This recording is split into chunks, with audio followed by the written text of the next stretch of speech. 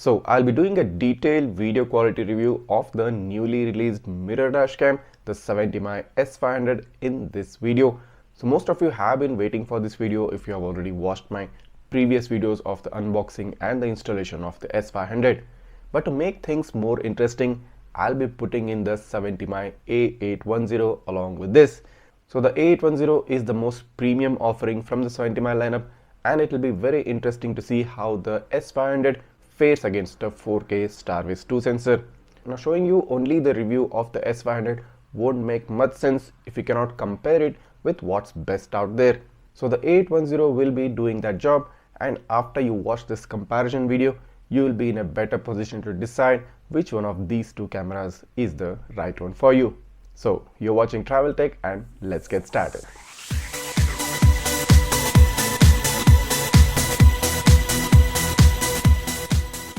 Okay, so here's a comparison of a snapshot which I took during daytime. On top you can see the A810 and on the bottom is the S500. Now if I zoom in on the plate of the A810, a very good read of the number plate, no noise at all. I mean, this is what the A810 is built for, and you will never be disappointed with the kind of license plate reads it can give you during daytime.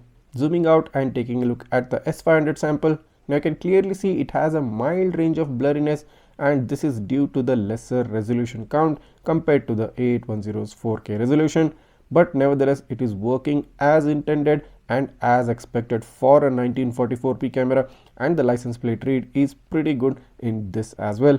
Now comparing them both side by side, on top is the A810 and on the bottom is the S500. There is more or less a very little difference between this license plate reads. I mean, both the cameras are performing more or less equally well, considering the fact that the vehicle was at a distance of about 10 to 15 feet away. Taking a look at another sample, now in this the vehicle is pretty far off. I think it's about 25 to 30 feet away, and if I zoom in, so in the case of A810, as you're seeing on the screen right now, you do get a good read of the number plate, and you also start to see some amount of blurriness because the distance is pretty high.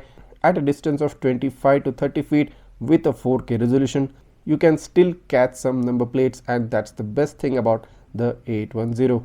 Trying out the same thing with the S500, now you can clearly see that the resolution count and the high distance is starting to make a difference, and the license plate readability is coming down. The top half of the number plate is sort of visible, and the bottom half of the number plate has started to become blurry. I mean, you can still read the number plate with a certain level of difficulty.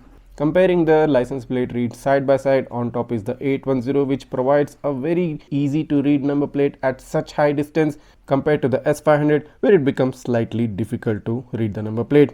Moving on to another instance about the same distance as the previous example, at a distance of about 25 to 30 feet, and if I zoom in on the A810 sample, a good read of the number plate. You don't have to put in any effort to read this number plate. All letters and numbers are clearly visible. If we zoom in on the S500 sample, a very similar experience as I just showed you in the previous example. The number plate starts to get a bit blurry, and you can still more or less read it with a certain level of difficulty. Now I am showing you these examples not to imply that the S500 is a bad camera. It's rather to show you that the S500 is working as expected, and this is the best video quality and best license plate readability a 1944p camera can do at such high distances. This is actually good, and this is actually performing very well considering that it's not a 4K camera and more or less is trying to reach a 4K camera level. Comparing them side by side, the 4K resolution of the A810 clearly trumps the 1944p resolution of the S500, but the S500 is still able to hold its ground considering it has a lesser resolution compared to the A810. Coming to the night footage, I'll be showing you a complete picture rather than a split screen view because of the Starvis2 sensor in both the cameras.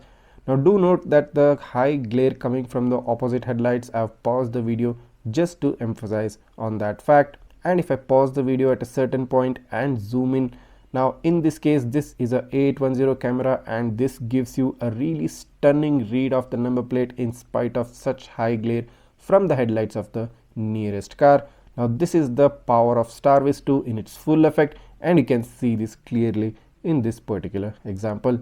Zooming out and let's move on a bit further in the video. Now you can see there's another glare of headlights coming right at my car, and if I pause the video and zoom in, now this is even more impressive. Main reason, the number plate size is even smaller than the previous example which I showed you, and the glare of the headlights is even higher than the car which just passed. Now in spite of having these two odds, the A810 is able to perform exceptionally well, and you still get a very good read of this number plate. You can make out all the letters and the numbers. Now this is the true power of a 4K resolution camera combined with a Starvis2 sensor in its full effect. Trying out the same thing with the S500. Now let me just pause the video and point out certain things. Now I paused this video at the same point where I had paused for the A810's video. Now there are two things to consider. The glare of the headlights coming towards this camera, you can notice that glare straight away, and which was kind of similar to what we saw in the A810 sample. You can actually see the A810 camera at the right edge of this screen right now because that's where it was mounted during this ride. Now the second point to note is that you can see a lot of dust and dirt on my windshield from the left top corner, more or less taking up half the screen space. Now this is something which you will need to keep in mind because the S500 is a mirror camera.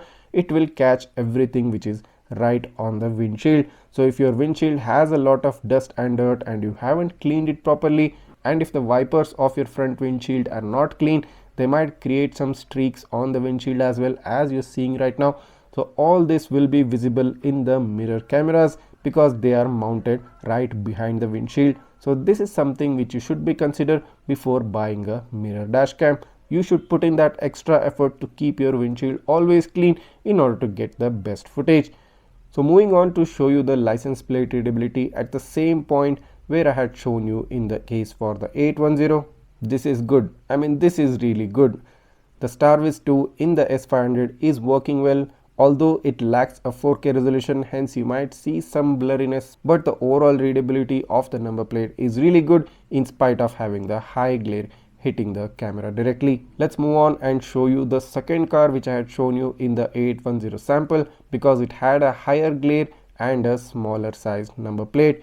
If we move on in the video and pause at the same point where I had done for the 810 and zoom in. So four important things to consider: the high glare from the headlights, the small sized number plate, the lesser resolution count compared to the 4K resolution, and the dust and dirt on the windshield. All these aspects come together in this particular example and bring down the number plate readability, wherein we saw just a moment ago that the 810 was able to catch this number plate. Now putting in the number plate reads of this night sample side by side, on top is the 810, on the bottom is the S500. I mean, the S500 is performing as expected. There is nothing wrong with this, and the 1944p resolution is trying its best to match a 4K resolution. So on top, the 4K resolution camera of the 810 is simply stunning. I mean, you really cannot get a better dash camera under the price bracket of 20,000 other than the 810. If we compare the second car's license plate read, now as you can see, the 810 simply outclasses the S500 in this particular example, and I specified the four different reasons why the S500 falls short in this specific example, wherein the 810, due to its direct windshield mount and a higher 4K resolution, is able to give you a better result. Coming to the overall video footage quality comparison, on top you find the 810 with its 4K 3840 x 2160p resolution with a 30 fps frame rate. It has about 31,000 kbps of bitrate and a 252 MB per minute of file size. On the bottom you find the S500 with its 2592 x 1944p resolution at a similar 30 frames per second, about 24,000 kbps bitrate and a 174 MB per minute file size. Now in both examples you can clearly make out that the 810 gives off a very cool tone, wherein the S500 gives off a warm tone. Except for that one aspect, you won't be able to make out any difference with your naked eyes unless you move on and zoom in on any specific aspects of the video. Both the video footages look pretty much the same, although I can say that the 810 provides a slightly higher field of view compared to the S500. Now in the night sample you really cannot see the warm tone or the yellow tint of the S500. I mean, both the footages look pretty much the same, But in terms of the overall quality, certain areas of the S500 footage look darker compared to the 810 sample, but there isn't any drastic difference which you can make out in these. So after watching this entire comparison, I can clearly say that both cameras are performing right up to the mark. For 1944p resolution, the S500 delivers what it promises, and the 810 with its 4K Starvis2 is simply exceptionally well. So basically the choice comes down to what you require from your dashcam. If you want the absolute best video quality available in dashcams today, the 70mai A810 is the one you should go with. But if your car doesn't come pre-installed with a reverse view camera and you also like a wide display, a more accessible display with a touchscreen panel, the S500 is the perfect choice for you. So in case if you're interested in purchasing any of these two dash cameras, the links to purchase them are given in the description below. Head down to the description, click on the link and purchase the dash cam which you always wanted. If you have any doubts or queries after watching this video, you can write that down in the comments and I'll try to get back to you as soon as possible. I hope this video has helped in clearing all your doubts regarding these cameras, specifically the S500, and in case if it did, make sure to go ahead and hit that subscribe button right now and smash that like button.